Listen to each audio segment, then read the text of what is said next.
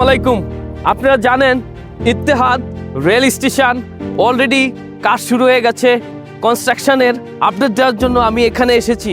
আমি এখন আছি আল কুদরা রোডের পাশেই।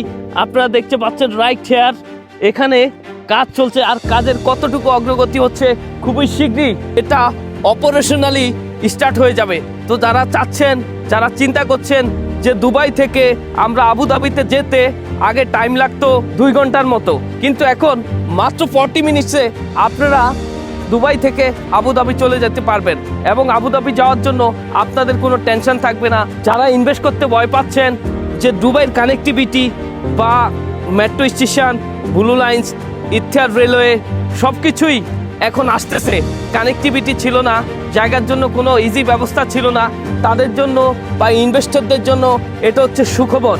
যখন এই প্রজেক্টগুলো, এই মেট্রো লাইনগুলো রেডি হয়ে যাবে তখন জানেন আপনাদের অ্যাপ্রিসিয়েশন কতটুকু বাড়বে। Just think wise man.